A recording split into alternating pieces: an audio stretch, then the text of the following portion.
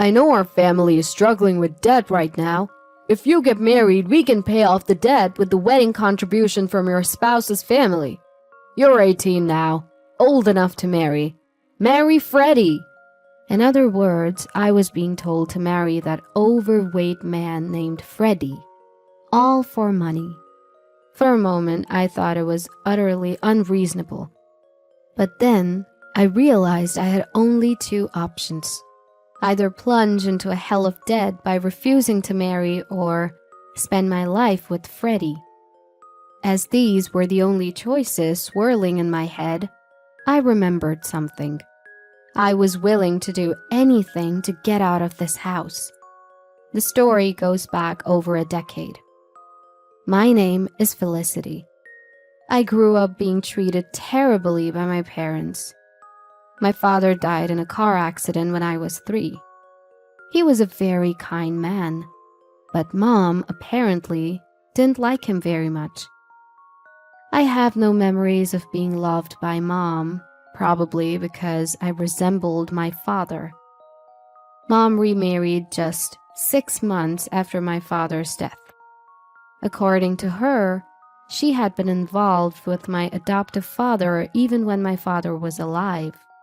Mom and my adoptive father, who had betrayed my kind father, treated me horribly. I was treated as if I didn't exist, and my pleas were always ignored. It seemed to get worse after my sister Olivia was born. Mom and my adoptive father adored Olivia.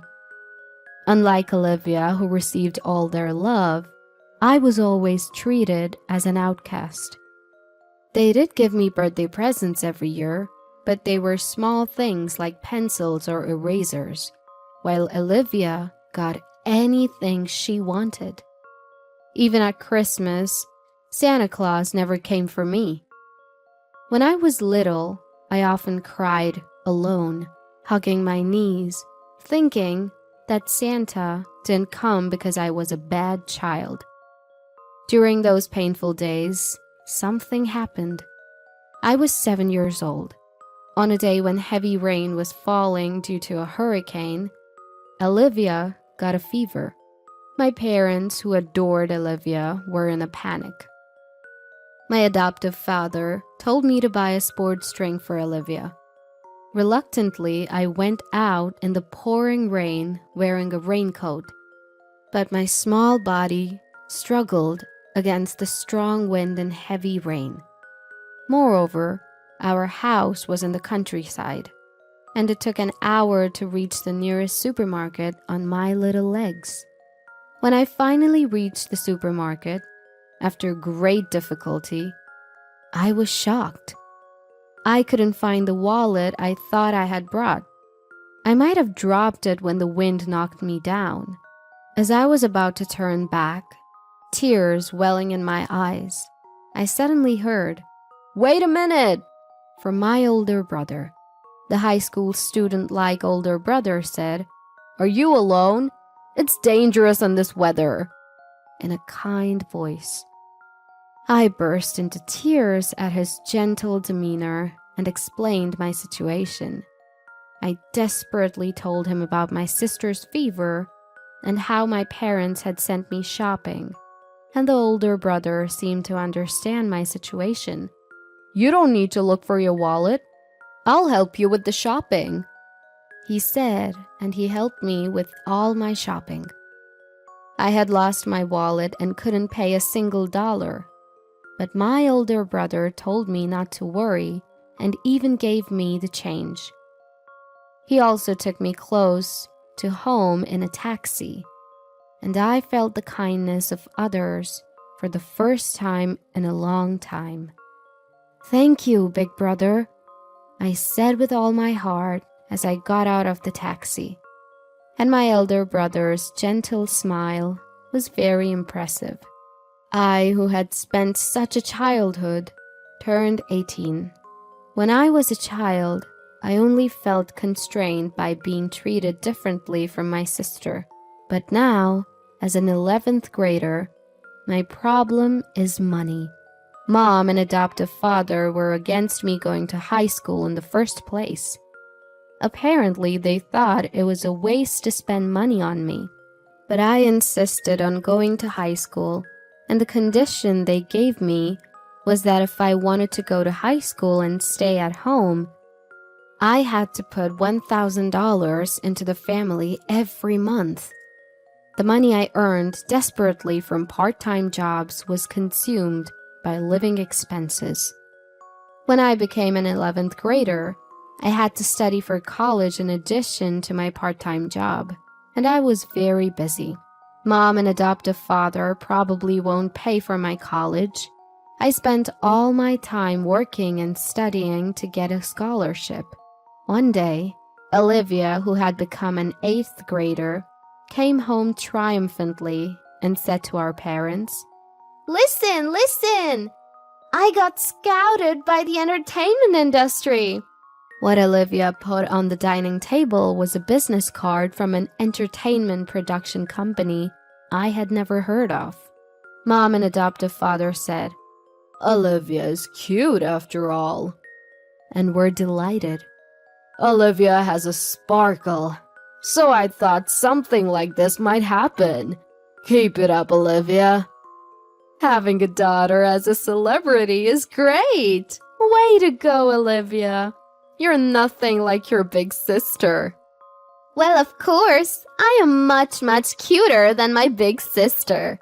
Olivia, raised by parents who had always looked down on me and praised Olivia, compared herself to me at every opportunity. This time, she arrogantly asked, "You think so too, don't you, big sister?" I replied, "Yes," because arguing would undoubtedly lead to trouble. Olivia was supposed to have joined an entertainment industry, but months went by without any contact. The parents, who thought it was strange that they were being charged for lessons and membership fees, found out that the entertainment agency was a fraudulent group and had already disappeared. All that was left for the parents was a debt of $20,000. The parents looked desperate, but I just calmly paid $1,000 to the family and focused on my studies. I won't spare any effort if I can get out of this house. With that in mind, I was working hard at my part-time job and studying. A few weeks later, when I got home, I heard an unfamiliar voice from the living room. Wondering what it was, I was about to go up to my room on the second floor when I heard adoptive father calling me from the living room. Wondering what it was about, I peeked into the living room and found two unfamiliar men besides adoptive father. One was a man of the same age as adoptive father, and the other was a very fat man. As I was surprised by the size of the man sweating in the air-conditioned room, adoptive father introduced the two. "This is Mr. Newell. Say hello." "Oh, nice to meet you." As I hurriedly greeted them, the two men smiled and looked at me. Mr. Newell is a well-known large-scale landowner in this area, known to everyone. Why would such people come to our house? As I was puzzled, adoptive father said something outrageous. "Mr. Newell's son, Freddie, is your fiancé. Be polite." "What?" Startled, I raised my voice, and adoptive father, looking flustered, took me out into the hallway. "What's going on?" I asked adoptive father in a whisper, and he answered in a whisper as well. "You know we're in trouble with debt. If you marry, we can pay off the debt with the wedding contribution from their family. You're 18 now and can marry. Marry Freddie." In other words, I had to marry that fat man Freddie for money. I thought it was utterly unreasonable for a moment, but I realized I had only two choices. Either reject the marriage and plunge into debt hell, or marry and live with Freddie, as those were the only two options swirling in my head. I remembered. I was willing to do anything to get out of this house. Are you done talking? What do you think, Felicity? Will you marry our Freddie? Mr. Newell, who had been waiting in the living room, asked me anxiously. I answered with a smile. Yes, gladly. And so I was to marry Freddie. That very day I was told to live at Freddie's house right away and was kicked out of the house. With only my study materials, Freddie asked, "Don't you have any clothes or anything?" But I had never bought cute clothes. "That's all I have," I said. Freddie lowered his eyebrows and said, "I see." Mr. Newell, no, my father-in-law, was a well-known landowner whose name I had heard. But he was a very friendly person. His car drove through a large gate and into a vast estate, and it stopped in front of a solitary house. "This is a separate house I built for Freddie when he got married. But Freddie couldn't find a spouse. I'm glad a wonderful woman like Felicity is marrying him. I live in the main house, so Felicity, you should live here with Freddie." With just a brief explanation, my father-in-law said, "Well, I'll leave it to the young couple," and left Freddie and me behind. Suddenly alone, I was a bit wary of Freddie, but he calmly showed me around the separate house. As he brought me to a spacious room furnished with furniture, saying, "This is your room, Felicity. This inside lock works, and if you're worried, don't hesitate to ask for a key change. I won't lay a finger on you, Felicity. I've told your parents that we'll cover your high school expenses. You should reduce your part-time job if you can. That way, you can study more. If you want to go to college, I'll let you go." I blinked at the unexpectedly good treatment. Freddie even said he had no intention of getting a marriage license, and that we would have a common law marriage, so I could go to another man if I found one I liked. Far exceeding my expectations, I inadvertently asked, what is this marriage for? I feel like I'm the only one benefiting." I wondered if it was rude after I said it, but it would be troublesome if I were asked for something outrageous later. Thinking I should check just in case, I waited for Freddie's words, and he began. "I might be meddling, but..." and then answered, "I thought you might be in trouble, Felicity. Do you remember when you went shopping on the day of the hurricane when you were little? We met then, but do you remember?" I was taken aback. There's no way I wouldn't remember. I still remembered the face of the kind older brother from that time. I realized that if older brother gained weight, he might look like this. "Are you the older brother from that time? I'm sorry I didn't recognize you." "It can't be helped since I've gained a lot of weight. Stress from becoming a working adult made me eat too much. But you haven't changed, Felicity. When my dad showed me your picture and asked if I wanted to marry you, I knew right away it was you. Are you still being discriminated against and suffering like your sister?" Just like on the day of the hurricane, Freddie spoke to me kindly, and I nodded. Then Freddie smiled to reassure me. "It's okay now. You don't have to worry about money or being treated badly anymore. You can live freely in this house, okay?" Touched by Freddie's kindness, tears welled up in my eyes. In front of Freddie, who hurriedly handed me a beautiful handkerchief, I cried and cried. And from that day on, Freddie and I started living together. I spent my first ever free time studying. I was so happy to be able to study for college like this. Freddie said he didn't need living expenses, but I decided to contribute only $300 because living for free felt constraining. Since I only had to earn $300 and my allowance, I was able to significantly reduce my part-time job hours. Freddie took the initiative in doing household chores. And when I was doing them, he would kindly say, You can go study and take over for me. In the happiest days of my life, Freddie and I gradually grew closer. We spent our days like an ordinary married couple, laughing together while watching variety shows and going out on holidays. A few months later, I was leading a calm life when I received a phone call from my adoptive father. What could he want now, after never worrying about me and leaving me alone all this time? I picked up the phone with a bad feeling. Hello? Felicity, is that you? Mom's in serious trouble. I was taken aback by adoptive father's loud voice as soon as I answered the phone. According to adoptive father, Mom had fallen sick and needed immediate surgery, so he was calling me to ask to transfer $10,000 to a specified account. Mom had neglected me since childhood, but she was still my mom. Facing a life-threatening situation, I couldn't just ignore her. What happened all of a sudden? Which hospital and what kind of illness? When I asked out of concern, adoptive father hesitated, saying, well, it's the hospital, but... I began to feel something was off, as adoptive father suddenly became flustered.